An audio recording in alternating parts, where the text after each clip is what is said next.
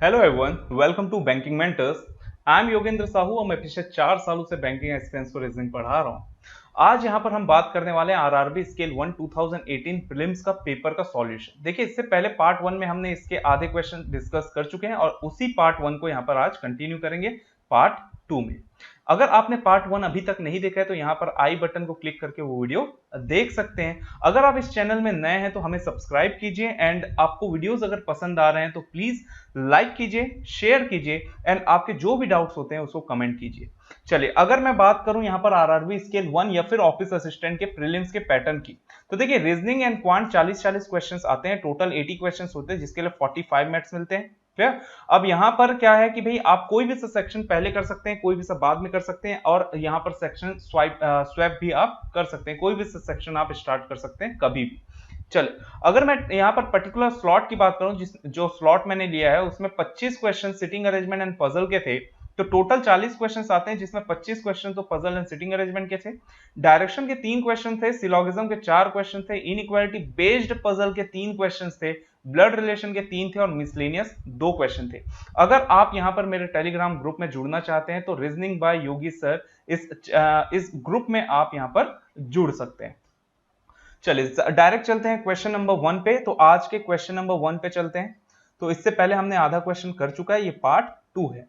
अब क्वेश्चन में क्या गिवन है, there are 6 person M N O P Q R of different heights, अलग अलग हाइट के हैं, N is shorter than M but taller than Q. तो यही आपका इनइक्वालिटी बेस्ड पजल है। क्लियर? इनइक्वालिटी बेस्ड पजल जिसकी बात कर रहे थे ये यही क्वेश्चन है। छोटा सा क्वेश्चन है, जिस 3 क्वेश्चन है, बहुत कम समय में ऐसे क्वेश्चन सॉल्व कर सकते हैं, 1 मिनट से ज्यादा समय इसके लिए नहीं लगेगा। सबसे पहले हम क्या करेंगे, तो देखिए सबसे पहले जो सबसे बड़ा है यहां पर रख लिए और ये जो है ग्रेटर का साइन है। क्लियर? जिसके तरफ माउथ ओपन है वो बड़ा है, फिर सेकेंड, फिर थर्ड, फिर fourth, then fifth, then sixth. Clear? तो ये सबसे बड़ा होगा और ये सबसे छोटा होगा, तो मैं बोल दिया कि भाई ये जो है ग्रेटर है और ये जो है शॉर्टर है। ठीक है? चले, तो ये ग्रेटर मतलब ये टॉलर हो गया। क्लियर? Taller and shorter. चलिए, यहां पर लिखा है N is shorter than M but taller than Q. तो एम जो है एन जो है वो एम से शॉर्टर है, इसका मतलब क्या हुआ, एम जो है एन से बड़ा होगा। ठीक है? एम जो है एन से बड़ा होगा, तो M is greater than N लिख सकता हूं और इसका मतलब यही होगी एम एन से बड़ा है, इसका मतलब एन एम से छोटा है। But taller than Q, but वो क्यू से टॉलर है, तो मतलब एन जो है वो क्यू से टॉलर है।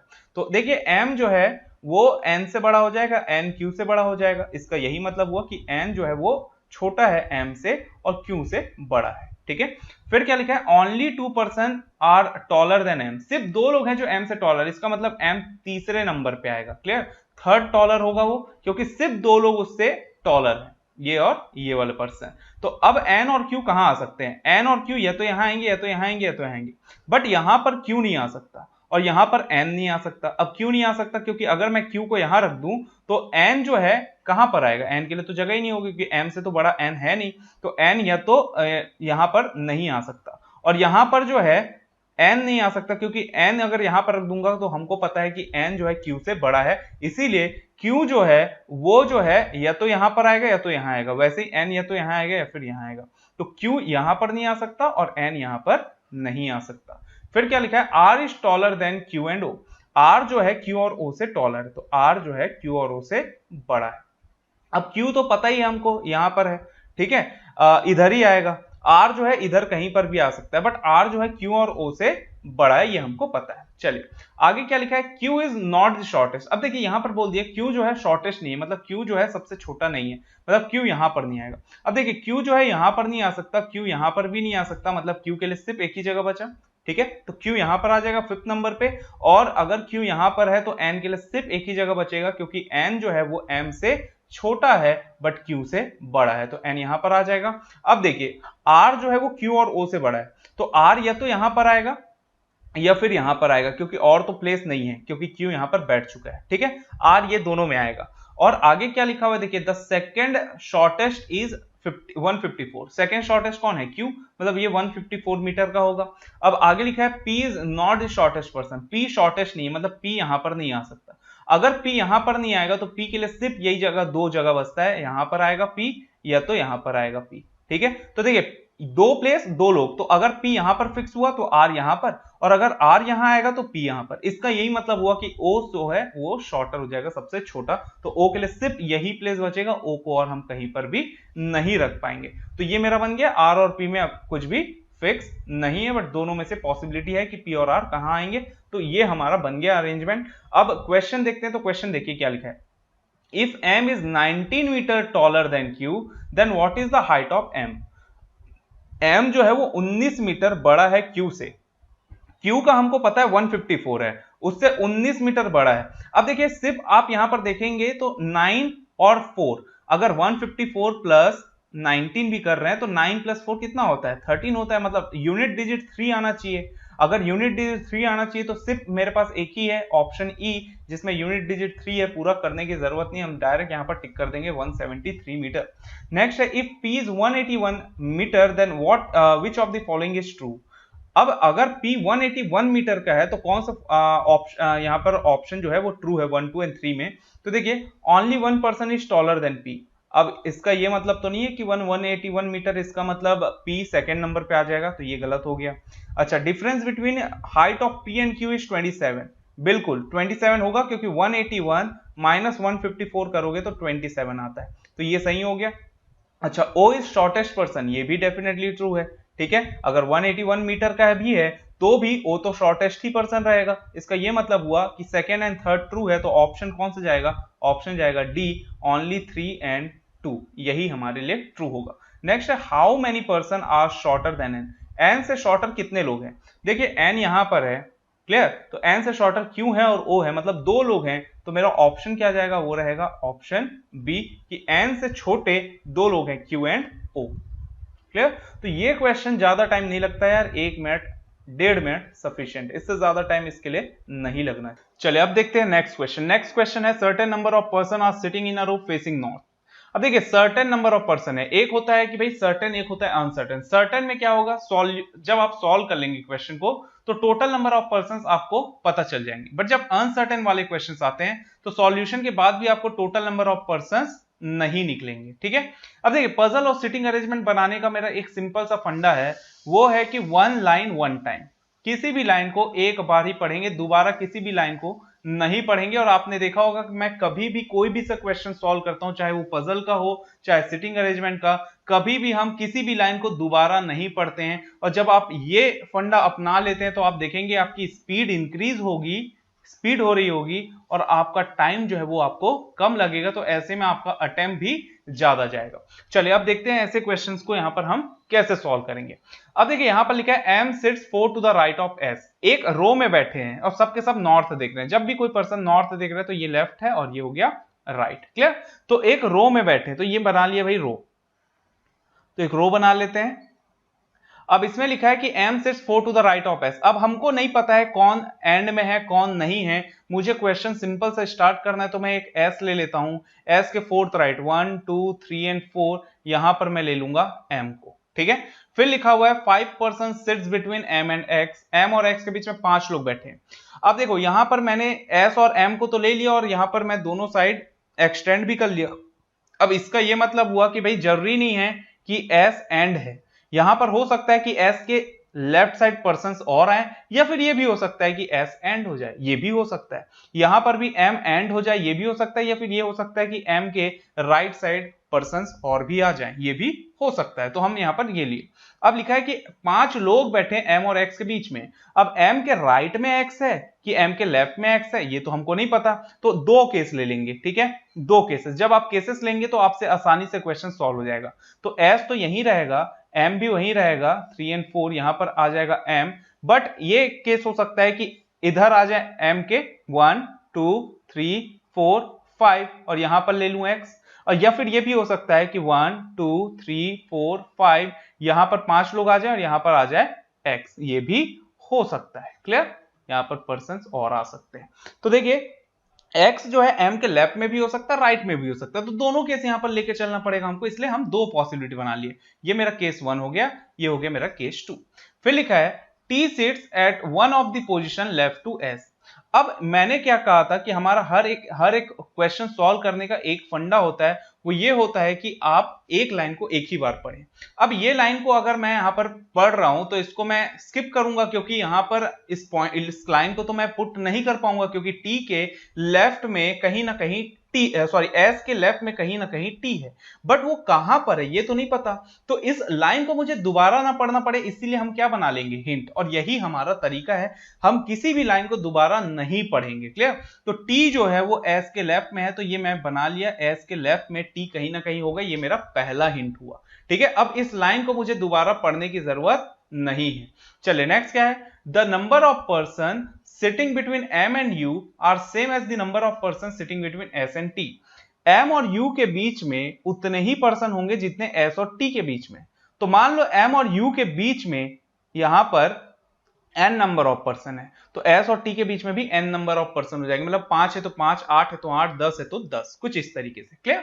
चलिए, अब क्योंकि यहां पर हम m और u को पुट नहीं कर पाएंगे, क्योंकि u को कहां पुट करेंगे, u तो है ही नहीं, टी को कहां पुट करेंगे, टी तो है ही नहीं, इसलिए यहां पर हम इसको हिंट बनाना पड़ेगा। फिर लिखा है Q is second from one of the extreme and. अब Q जो है वो कौन से एक्सट्रीम एंड में है, लेफ्ट की राइट, ये तो नहीं पता है, इसलिए यहां पर इसको भी हिंट बना लेंगे। Q जो है वो सेकेंड है एक्सट्रीम एंड से। क्लियर? एक्सट्रीम एंड से सेकेंड है, वो लेफ्ट भी हो सकता है, राइट भी हो सकता है।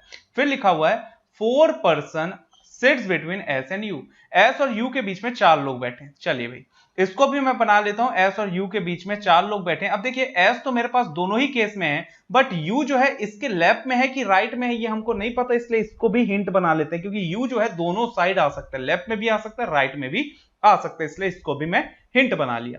फिर लिखा हुआ है no one sits to the right of N who is immediate right of P. अब देखिए, मैं एक चीज बता रहा हूं आपको, कभी भी आप यहां पर पजल या सिटिंग अरेंजमेंट बनाते तो आपको एक ऐसा लाइन, एक ऐसा स्टेटमेंट मिलता है ना, जहां से क्वेश्चन पूरा का पूरा बनना स्टार्ट हो जाता है। बहुत इंपॉर्टेंट लाइन मिलता है, और वही ये स्टेटमेंट है कि कोई भी पर्सन एन के राइट में नहीं बैठा। इसका ये मतलब हुआ कि एन जो है वो राइट एंड में होगा, क्योंकि अगर एन के राइट में कोई नहीं बैठा, इसका मतलब एन को मैं राइट एंड में रखूंगा, तो दोनों ही केस में एन को मैं राइट एंड में रख देता हूं। अब देखिए, एन को मैं राइट एंड में रख दिया दोनों ही केस में, और मुझे यहां पर बोला गया है कि who is immediate right of P, मतलब N is immediate right of P. ठीक है, तो एन इमीडिएट राइट है पी के, तो पी जो है उसका इमीडिएट लेफ्ट होगा, पी जो है उसका इमीडिएट लेफ्ट होगा एन के। ये कुछ इस तरीके से। आगे लिखा है x is third to the left of p, x p के थर्ड लेफ्ट में। अगर मैं फर्स्ट केस की बात करूं, ये है p और ये है x, किसी भी एंगल से p के थर्ड लेफ्ट में मुझे x नहीं दिख रहा है, इसलिए फर्स्ट केस मेरा कैंसिल आउट हो जाएगा और सेकंड सही हो जाएगा। तो ये p है, तो ये फर्स्ट राइट, ये हो गया सेकंड राइट, और x हो गया थर्ड राइट, मतलब p और x के बीच में 2 लोग को रख दूंगा मैं। ठीक है, चलिए आगे क्या लिखा हुआ है, not more than 2 person sits between q और u। Q और U के बीच में 2 से ज्यादा नहीं बैठे, तो पांचवा हिंट बना लेता हूं, Q और U इनके बीच में या तो 2 होंगे, या तो 1 होंगे, या तो 0 होंगे, इससे ज्यादा नहीं होंगे, 2 से ज्यादा नहीं हो सकते। तो 2 मैक्स 2 मैक्स हो सकता है, या तो 1 या तो 0। फिर लिखा है T sits immediate right of Q, Q के इमीडिएट राइट में T है। ठीक है, सॉरी, हाँ T है, तो ये मेरा 6th हिंट हुआ कि Q के इमीडिएट राइट में कौन आ जाएगा, T, क्योंकि नॉर्थ से देख रहे हैं तो ये इमीडिएट राइट हो जाएगा। अब देखिए, मैंने क्वेश्चन पूरा पढ़ लिया, अब दोबारा इस क्वेश्चन को देखने की जरूरत नहीं है मुझे। ठीक है, अब यहां पर जो जो हिंट बचा है उसको हम पुटअप करना स्टार्ट करेंगे। देखिए, सबसे इंपॉर्टेंट अब कनेक्ट करना आना चाहिए, तो कौन से हिंट को पहले उठाएंगे। अगर मैं यहां पर देखूं थर्ड हिंट, तो थर्ड हिंट में लिखा है Q set second extreme and, extreme and से सेकेंड पोजिशन पे Q कौन है, Q है। ठीक है, अब अगर मैं बात करूं Q का, तो Q जो है वो लेफ्ट एंड में ही आ सकता है, राइट में नहीं आ सकता, क्योंकि राइट में सेकंड नंबर पे कौन है, P। क्लियर? इसीलिए यहां पर मैं Q को इधर रखूंगा लेफ्ट एंड में, तो यहां पर Q ये फर्स्ट और ये सेकंड प्लेस में, एक्सट्रीम एंड के सेकंड प्लेस में कौन आ जाएगा, Q। और Q से रिलेटेड मेरे पास 6th हिंट था कि Q के राइट में कौन है, T, तो यहां पर Q के इमीडिएट राइट में क्या आ जाएगा, T। क्लियर? तो ये मेरा थर्ड हिंट हो गया, और ये मेरा 6th हिंट भी कंप्लीट हो गया। अब देखो, Q और U से रिलेटेड एक हिंट है कि Q और U के बीच में 2 से ज्यादा नहीं होने चाहिए। तो U कहां कहां आ सकता है, U Q के इधर भी आ सकता है, और U जस्ट इमीडिएट लेफ्ट में भी हो सकता है, जो एंड है वहां भी U हो सकता है। बट ये जो मेरा 4th हिंट है ना, Q और U के बीच, S और U के बीच में 4 लोग हैं, इसको मैं पुट कर सकता हूं, क्योंकि यहां पर S है। क्लियर? अब ध्यान देंगे, फोर्थ और फिफ्थ हिंट को मिला के यहां पर मेरा एक यहां पर इंफेरेंस निकल रहा है इन दोनों को मिला के कि u जो है s के राइट में नहीं आएगा। अब क्यों नहीं आएगा? क्योंकि अगर मैं u को s के राइट में रखूंगा तो m के यहां पर रखना पड़ेगा मुझे, क्योंकि s और u के बीच में 4, बट मुझे बोला है कि q और u के बीच में 2 से ज्यादा नहीं होना चाहिए। तो अगर मैं यहां पर u को रखूंगा m के बाजू में तो इसका मतलब यह हुआ कि q और u के बीच में 2 से ज्यादा हो गए। इसका मतलब u s के राइट में नहीं आएगा, तो किधर आएगा? u s के लेफ्ट में। तो लेफ्ट में आएगा तो कितना यहां पर हमको बोला गया है? तो वो है 4। तो s और u के बीच में 4 लोग, तो 1 2 3 4, और यहां पर किसको रख दूंगा? u। तो देखो s और u के बीच में कितने लोग हो गए? 4 लोग। s और u के बीच में 4। अब देखो u को मैं यहां भी रख सकता था, u को मैं यहां पर भी रख सकता था, बट यहां पर इसलिए u नहीं आ पाएगा क्योंकि m और u, ये जो सेकेंड हिंट है ना मेरा, m और u के बीच में उतने ही होने चाहिए जितना s और t के बीच में। अगर आप m और u के बीच का काउंट करो, क्योंकि यहां पर u को हम पुट कर चुके हैं, ये है हमारा u, यहां पर मैं पुट कर चुका हूं u को, और m और u के बीच में हम काउंट करें तो कितने हो गए? 1 2 3 4 5 6 7 8। तो m और u के बीच में 8 हो गए। अगर मैं u को यहां रखता तो भी m और u के बीच में 8 होते, बट s और t के बीच में 8 नहीं हो पाते। क्लियर? s और u के बीच में 8 नहीं हो पाते। अगर मैं u को यहां रख देता तो s और t के बीच में 8 लोग नहीं हो पाते, इसीलिए u को यहीं रखना पड़ेगा हमको। क्लियर? और m और u के बीच में जब 8 पर्सन है तो s और t के बीच में भी 8 पर्सन होने चाहिए। तो ये है s और ये है यहां पर हमारा t। s और t के बीच में 8, तो 1 2 3 4 5 6 7 8। तो देखिए s और t के बीच में भी 8 पर्सन हो गए। क्लियर? बट अगर मैं u को यहां रख देता तो यहां पर s और t के बीच में 8 पर्सन नहीं हो पाते। ठीक है, चलिए, तो ये मेरा सॉल्यूशन बन गया, ये मेरा क्वेश्चन बन गया, और t जो है s के लेफ्ट में है, ये भी हमारा हो गया।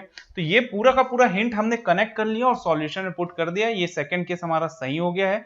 अब इससे रिलेटेड यहाँ पर हमारे क्वेश्चन है जिसका आंसर देना है। तो पहला है कि how many person are sitting in the row, row में कितने लोग बैठे हैं, तो काउंट करना पड़ेगा हमको रो में कितने लोग बैठे हैं। तो देखिए ये हो गया 1 2 3 4 5 6 7 8 9 10 11 12 13 14 15 16 17 18 19 20 21 22 23 24 25 26 26 लोग हैं। तो ऑप्शन हम डी टिक कर देंगे। बहुत ध्यान से काउंट करना है ऐसे क्वेश्चंस में। ठीक है, नेक्स्ट है how many person are sitting between S and T, S और टी के बीच में कितने लोग हैं। तो ये है मेरा एस और ये है टी। एस और टी के बीच में कितने होंगे, तो देखिए एम और यू के बीच में 8 थे, एस और टी के बीच में भी 8 होने चाहिए। तो ऑप्शन जाएगा मेरा ई 8। ठीक है, नेक्स्ट है what is the position of U from left hand, U का पोजीशन लेफ्ट हैंड से बताना है। तो ये first second third fourth fifth six seventh, तो seventh from the left hand आएगा। तो ऑप्शन जाएगा यहां पर ए। नेक्स्ट है how many person are sitting between Q and M, Q और एम के बीच में कितने लोग बैठे हैं। ये है क्यू, ये है m। ठीक है, ध्यान से काउंट करते हैं। ये 1 2 3 4 5 6 7 8 9 10 11 12 13, कितने लोग हैं टोटल? 13। तो ऑप्शन क्या जाएगा यहाँ पर? C 13। ठीक है, ध्यान से बस काउंट करना है हमको। नेक्स्ट है विच of the following represent person sitting at extreme and, extreme and में कौन बैठा है? सिर्फ मुझे एक n दिख रहा है और इधर के एक्सट्रीम एंड का पर्सन नहीं पता। तो m u x p ये तो एक्सट्रीम एंड में नहीं है, तो ऑप्शन क्या जाएगा? None of this. तो ये हमारा 5 क्वेश्चन है जिसके लिए आपको थोड़ा सा ऐसे क्वेश्चंस के लिए आप टाइम दे सकते हैं। क्लियर? तो होप सो ये चीज समझ आया होगा। और आपने यहाँ पर देखा कि किसी भी लाइन को हम दोबारा नहीं पढ़े, तो आप बस एक फंडा अपना लीजिए, 1 लाइन 1 टाइम बेस्ट है, बेस्ट अप्रोच है। कोई भी सब पजल सिटिंग अरेंजमेंट सॉल्व कर रहे हो, दोबारा किसी भी लाइन को मत पढ़ो, स्पीड अपने आप बढ़ जाएगी। चलिए अब देखते हैं हम नेक्स्ट क्वेश्चन। नेक्स्ट क्वेश्चन हमारा ब्लड रिलेशन से है। एफ इज हस्बैंड ऑफ जी, बस बनाते चलिए जैसा जैसा बोला है। एफ इज हस्बैंड ऑफ जी, तो एफ हस्बैंड है जी का। ठीक है, ये स्लैश मतलब क्या हो गया? मैं यहाँ पर स्लैश का मतलब मैं यहाँ पर बताता हूँ कि ये स्पाउस है। स्पाउस मतलब हस्बैंड वाइफ। जब एक वर्टिकल लाइन से दोनों को जोड़ देता हूँ, इसका मतलब वो क्या हो गया? सिबलिंग। सिबलिंग मतलब सेम पेरेंट्स के चिल्ड्रन। क्लियर? चलिए, तो यहां पर ये हस्बैंड है तो ये वाइफ हो जाएंगी। फिर लिखा है K is mother in law of G, G की मदर इन लॉ मतलब क्या हुई? जी की मदर इन लॉ मतलब जी की सास, और जी की सास कौन होगी? एफ की मदर, मतलब के जो है वो एफ की मदर हो जाएगी। फिर लिखा है H is father of F, H F का फादर है, इसका मतलब के का हस्बैंड हो जाएगा एच। तो एच हस्बैंड हो जाएगा K का। फिर है M is mother of H, तो M H की मदर है तो ये H की मदर कौन हो गई भाई M, ये बना लिया। फिर लिखा है P is mother of K and B, P जो है K और B की मदर है, तो K की भी मदर है और B की भी मदर है, इसका मतलब K और B दोनों क्या हो जाएंगे सिबलिंग। क्लियर, सगे भाई बहन जो भी हैं, भाई बहन जो भी है, बहन बहन भी हो सकती है। बी का जेंडर यहाँ पर नहीं पता चल रहा है, बट के और बी दोनों की मदर कौन है पी, तो यहाँ पर के और बी की मदर हो गई पी, ये बना लिया मैं। ठीक है, चले अब यहां पर हमारे पास क्वेश्चन है, तो क्वेश्चन बोल रहा है if y is father of h, अगर y h का फादर है then y is how y is related to m, तो y m का क्या लगेगा। तो देखिए अगर y h का फादर है इसका मतलब m के यहां पर क्या हो जाएंगे हस्बैंड, तो y m के क्या लगेंगे, तो y हो जाएंगे हस्बैंड, तो ऑप्शन क्या जाएगा यहां पर E। नेक्स्ट है how P related to F, P का रिलेशन F से क्या है, ये P और ये F, तो देखिए F की मदर हो गई K और K की मदर हो गई P, तो मदर की मदर हो जाती है मैटरनल ग्रैंड मदर। ठीक है, मैटरनल ग्रैंड मदर, ऑप्शन में मैटरनल ग्रैंड मदर नहीं दिया, सिर्फ ग्रैंड मदर दिया, तो हम यहां पर ग्रैंड मदर टिक कर देंगे। क्लियर, नेक्स्ट है how is B related to H, B का रिलेशन एच से क्या है, तो ये है बी और ये है एच। ठीक है, बी को एच क्या बोलेगा, तो एच बी को क्या बोलेगा, देखिए ये मेल है कि फीमेल हमको नहीं पता, जेंडर नहीं पता, जब जेंडर नहीं पता है तो हम आंसर नहीं दे पाएंगे, क्योंकि ये हो सकता है सिस्टर इन लॉ या फिर ब्रदर इन लॉ, तो ऑप्शन यहां पर जाएगा मेरा सी, कैन नॉट बी डिटरमाइन। तो ये क्वेश्चन था, बहुत कम समय में ऐसे क्वेश्चन सॉल्व कर सकते हैं, 1 मिनट सफिशिएंट है ऐसे क्वेश्चन के लिए, क्योंकि 1 मिनट मतलब 60 सेकंड बहुत होता है, 60 सेकंड ऐसे क्वेश्चन के लिए। क्लियर, चलिए नेक्स्ट क्वेश्चन देखते हैं। देखिए नेक्स्ट क्वेश्चन यहां पर लिखा है कि अ बिल्डिंग हैज 8 फ्लोर, मतलब टोटल यहां पर हमको कौन सा क्वेश्चन दिया है, तो वो दिया है यहां पर हमको फ्लोर वाले क्वेश्चन, मतलब यहां पर हम बोल सकते हैं फ्लोर बेस्ड पजल है। अब टोटल कितने फ्लोर है 8, तो 8 फ्लोर है, तो ऊपर से नीचे हमेशा नंबरिंग करना है, 8 7 6 5 4 3 2 1। क्लियर, तो 8 to 1 यहां पर नंबरिंग कर लिए in such a manner that ground floor is number 1 and floor above it is number 2 and so on, इसका मतलब ग्राउंड फ्लोर नंबर 1 है और जो टॉप मोस्ट फ्लोर होगा वो नंबर 8 होगा। बस ये हमारा इंफॉर्मेशन दिया है। One of the 8 person are, ये दिया है P Q R S T U V W, हर एक फ्लोर में रहते हैं सेम ऑर्डर में। यहां से यहां तक इंफॉर्मेशन था, ज्यादा समय वेस्ट नहीं करना इंफॉर्मेशन पढ़ने में, और हमारा वही फंडा, एक लाइन एक बार पढ़ेंगे, जो नहीं पुट कर पा रहे हैं उसका हिंट बना लेंगे। चलिए R lives on 3rd floor, R 3rd floor में है तो आर को रख लिए भाई 3rd फ्लोर में। फिर लिखा है only 2 person live between the floor of R and V, R और वी के बीच में 2 है, तो वी नीचे तो आ नहीं पाएगा, ऊपर ही आ पाएगा, तो 5 and 4, तो वी जो है वो 6 में आ जाएगा। नेक्स्ट है W lives on floor immediately above floor Q, तो ये मैं हिंट बनाऊंगा क्योंकि यहां पर W और Q को मैं पुट नहीं कर पाऊंगा, तो W इमीडिएटली ऊपर रहता है Q के, तो W इमीडिएटली ऊपर रहेगा Q के, एक साथ रहेंगे, जहां भी रहेंगे एक साथ रहेंगे। फिर लिखा है only 1 person live between floor of T and U, T और U के बीच में सिर्फ एक रहता है, और आगे लिखा है T लिव्स अबोव U, तो सेकंड मेरा हिंट होगा, क्योंकि T और U को तो यहां पर पुट नहीं कर पाया हूं, तो T ऊपर है और T और U के बीच में एक फ्लोर है, तो T और U के बीच में एक फ्लोर है और T ऊपर U नीचे। फिर लिखा है only 1 person live between the floor of R and S, R और S के बीच में सिर्फ एक पर्सन है। अब देखिए यहां पर R है, S जो है 1 में भी हो सकता है और S 5 में भी हो सकता है, तो S को मैं 5 में भी रख सकता हूं, 1 में भी रख सकता हूं। आगे लिखा है S lives any of the floor below the floor of T, मतलब S जो है तो 3rd है, S जो है वो T के नीचे कहीं पर भी रहेगा, बट T के नीचे रहेगा। अब देखिए अगर S 5th में, इसका यही मतलब हुआ कि अगर S 5th में है ना, तो T को मुझे या तो 7 में रखना पड़ेगा या तो 8 में रखना पड़ेगा। अगर मान लो मैं T को 8 में रख दूं, तो U के लिए तो 6 वाला प्लेस में रखना पड़ेगा U को, बट यहां पर तो ऑलरेडी V है तो T यहां नहीं आ पाएगा। अच्छा अगर T को मैं 7 में रख दूं, तो U को मुझे 5th में रखना पड़ेगा, बट यहां पर तो S को रख चुका हूं, तो T यहां भी नहीं आएगा। तो इसका मतलब ये हुआ कि 5th में S आ ही नहीं सकता, तो S कहां रहेगा, वो सिर्फ और सिर्फ फर्स्ट में। क्लियर, सिर्फ और सिर्फ फर्स्ट में रहेगा S, तो यहां पर ये जो 3rd हिंट था ना, इससे हमको पता चल गया S 1 में रहेगा, 5 में नहीं आ सकता। अब देखिए W और Q और T और U, देखिए T को अगर मैं, अब इस केस में अगर S 1 में है, तो अगर T को मैं 8 में रख दूं, तो U को मुझे 6 में रखना पड़ेगा। इसका ये मतलब हुआ कि 8 में T नहीं आएगा। अगर T को मैं 7 में रख दूं, तो U को मैं 5th में रख सकता हूं। ठीक है, अगर मैं t को 7 में रख दूं तो u 5th में आ जाएगा।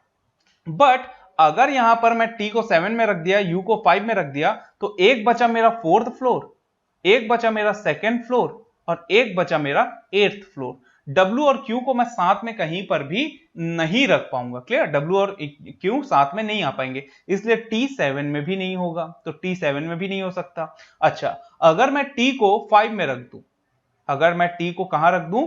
5 में। ठीक है भाई, अगर मैं T को 5 में रख दूंगा तो U को मैं कहां रख सकता हूं? नीचे रखना पड़ेगा, तो नीचे कहां रखना पड़ेगा? 3rd में। बट 3rd में ऑलरेडी कौन है? R, तो T 5 में भी नहीं आ पाएगा। ठीक है, क्योंकि T अगर 5 में है तो R 3 में है, तो यहां पर U को रखना पड़ेगा, इसलिए T यहां भी नहीं आ पाएगा। तो सिर्फ एक प्लेस बचा T के लिए, वो है 4th, तो 4th में मैं रखूंगा T को और U जो है वो कहां आ जाएगा? 2nd में। तो T और U जब आ गए तो अब कौन कौन सा फ्लोर खाली बच गया मेरे पास? एक तो 5th फ्लोर खाली बच गया, इसको रब कर देते हैं, क्लियर आपको समझ में आएगा। देखिए, एक तो 5th फ्लोर खाली बच गया मेरे पास, एक 8th फ्लोर खाली बच गया और एक 7th फ्लोर खाली बच गया।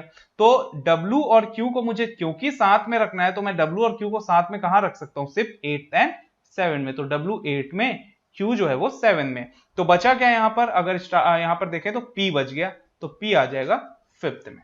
क्लियर? तो ऐसे क्वेश्चंस यहां पर आपको सॉल्व करना है, बहुत आसानी से ऐसे क्वेश्चंस बनते हैं। इसके लिए तो 1.5 मिनट सफिशिएंट था। 1.5 मिनट मतलब 1.5 मिनट, इससे ज्यादा यहां पर नहीं लगना चाहिए। अगर इससे ज्यादा टाइम लग रहा है तो आपको, आपकी स्पीड जो है वो कम है और आपको बहुत ज्यादा प्रैक्टिस की जरूरत है। अगर आप बिगिनर हैं तो ऐसे क्वेश्चंस को 3-4 मिनट में भी सॉल्व कर रहे हैं तो भी चलता है यार।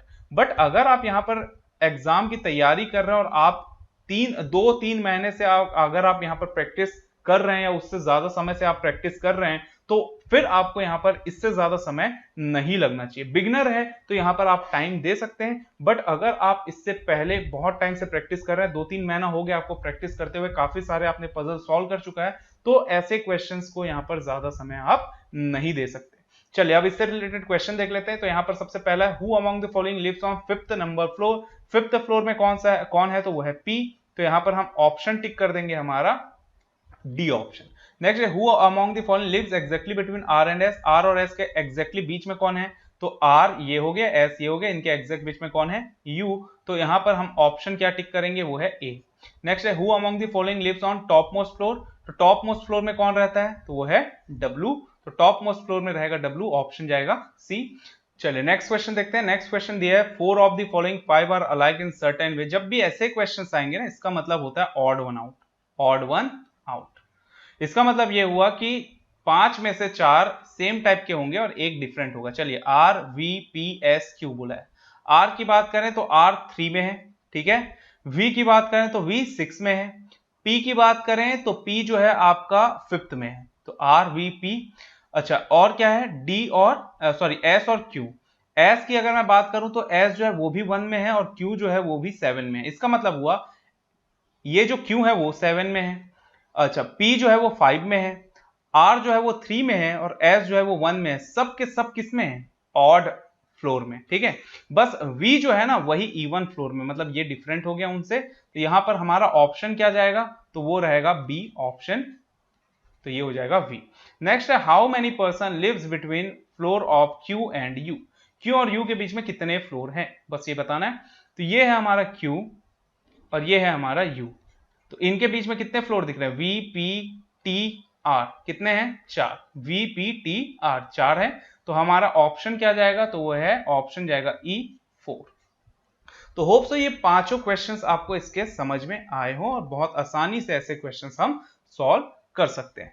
तो क्वेश्चंस आपको समझ में आया हो। ये क्वेश्चन नंबर पे मत जाइए, यहाँ पर हमारे जो क्वेश्चंस नंबर हैं वो क्या है, अगर देखा जाए तो 30 to 34, मतलब ये हो गया 30 to 34। क्लियर? ये थोड़ा प्रिंटिंग मिस्टेक हो गया, तो क्वेश्चन पे मत जाइए। बाकी यहाँ पर ये पांचों क्वेश्चंस आपको समझ में आया हो, होप सो।